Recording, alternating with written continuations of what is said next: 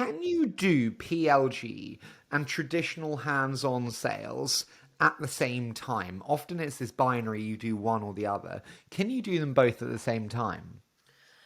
You can, but I wouldn't fully recommend it. So what I would actually, and this isn't going to quite be as blanket as a yes or no, but what you need to do is you need to be able to understand, who are you selling to? What is your market? What is your ICP? What is your persona? And that's going to help dictate what it is that you are doing. So what I really think a company should do is take their PLG and amplify it to go through and build out their outbound sales motion. And I'll break down a little bit of what this looked like at Slack as well as what we're doing at Webflow. And then actually if it's okay, let's kind of talk about pure, true to form cold outbound. Because I think the word outbound, it's really big. It's really broad. What is outbound?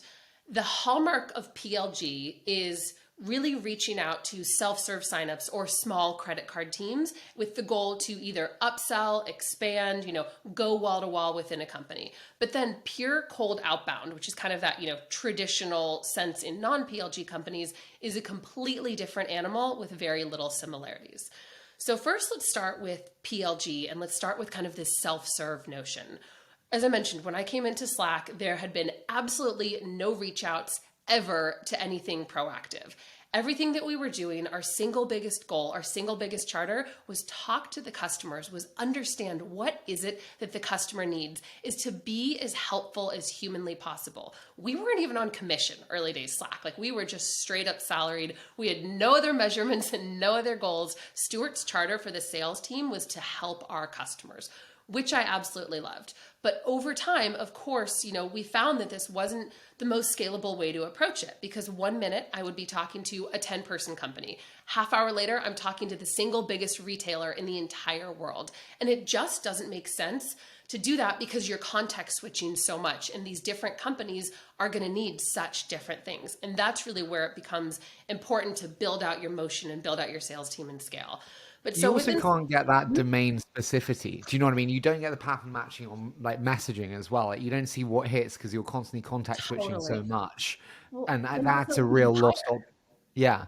Yeah, like you can't hire someone that is great with SMBs and is talking to the single biggest company in the entire world. It doesn't make sense.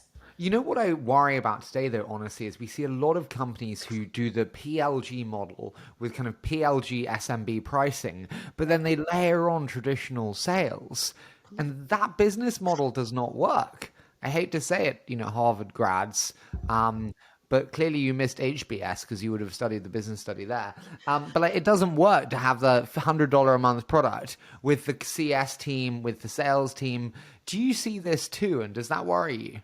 Yes, and I would actually say it's something that I advise all founders, and I realize we're kind of getting off track here a bit, but it's something that I advise all founders to really think about that product differentiation early days, because it's really hard to get that right as the company gets bigger over time. So what I mean by that is if you are building a PLG or a self-serve model, think really hard about what you can do to make that model scale over time. So if I, someday want to be selling into the Fortune 500, Fortune 1000, what is a different product that my sales team will be able to sell them? Because the single biggest thing that I see PLG companies do wrong is they have essentially their self-serve or their lower end product cannibalize what could be their future enterprise product. We ran into that at Slack. We run into it at Webflow all the time, where there has to be a huge product differentiation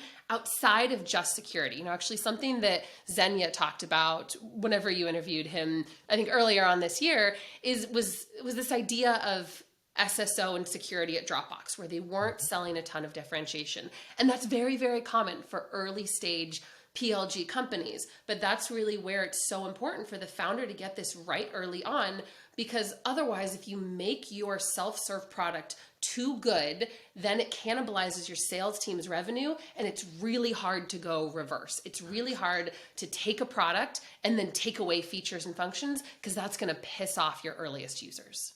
I'm a bit naive here because I always just use the security and SSO as like the product differentiation needed scale. What else do they need? Like when you sell to CIOs of large companies, Fortune 500s, like how does the product differentiation change beyond just security from the more PLG motion? Yeah. Oh my, in so many different ways. So a big way. Well, first off, have you ever heard of SSO.tax? It's a website. No? Oh, so it's essentially, I can't believe I'm saying this. It's essentially the naughty list of, I'll call it offenders, of people that upsell with SSO to say it's their enterprise product. Take a look at it later on. It's pretty funny, bit cringeworthy, but it's so often that companies, the first thing they do is slap on SSO because that truly is an enterprise feature. But some other things, obviously legal, so the ability to negotiate your legal, your MSA, your DPA. Something else that's very common for kind of those enterprisey features is customer success, customer support, 24/7 phone support. For example, at Webflow, we have 250,000 customers every single day hosting their websites on us. It's absolutely massive. Obviously, with all of those customers, we cannot be giving them 24/7 dedicated phone support. It's just not going to work out. So for our specific enterprise customers, they've got the chat, they've got the 24/7 phone support, they've got the dedicated customer success manager. They've got really that true human partner that's advising them on best practices. We've also got, and this is actually very common with Slack as well as with Webflow, different roles and permissions. So as you scale within a company, you want to make sure that not everybody has the same roles and permissions as, maybe CIO, you want them to have the ability to go and terminate a user really quickly, but you probably don't want, your IT intern to be able to do that. So really differentiating with roles and permissions.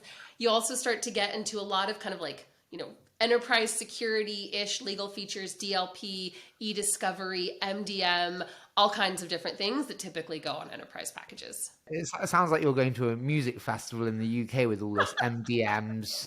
You're just missing a couple of letters here, Maggie. Mobile device management, a lot less fun. Right. That's what I was thinking. Yes, mobile device management. Totally. Riotous World of Enterprise Sales with Maggie. That would be a great new podcast segment, wouldn't it? The thing I have to ask is, like, when we think about this, there's the question of, there's a huge amount of people who have PLG motions running and they're working well. When is the right time to go, hey, let's layer on the enterprise product. Let's start the product differentiation. How do you advise your founders on when's the right time to layer on the enterprise model? Yep. Enterprise model being also starting to think about hire the first enterprise reps, bring on the people, not just build the product. Exactly. Yep. Great question. So a couple different things. First off, you need to have some ARR. Like this needs to be essentially, not actually a fully proven product market fit, but pretty close to it. You need to be able to understand what it is that the pain that your problem is solving. Super, super important. If you can't be successful as a founder selling your product, how can you ever expect someone else to be successful? Do you need to be able to quantify the pain, i.e. like number of dollars saved, number of hours saved, you name it?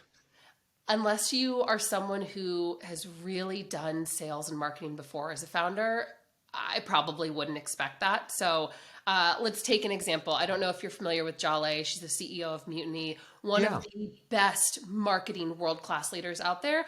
I would expect a founder like that to be able to really kind of go build this, I'm sure we'll talk about playbook, but kind of this V1 playbook of the narrative, the marketing and the story and the ROI and quantifying the pain. But for someone who's maybe a very engineering tech heavy founder that's never truly sold before, I probably wouldn't expect that. The other thing that these founders need to have is they need to be able to show that they can sell outside of what I call the friendlies. Friendlies being, their close friends, friendlies being their portfolio sibling companies. Like, can you truly go out there and get people to be interested and to buy your product outside of your already existing close network? So that is really important. And once you have conquered those things, again, to recap there, the pain, the product market fit, some revenue, maybe $1 to $2 million in ARR, as well as sell outside of the friendlies, that's the time that it is to start building an enterprise product and sales team.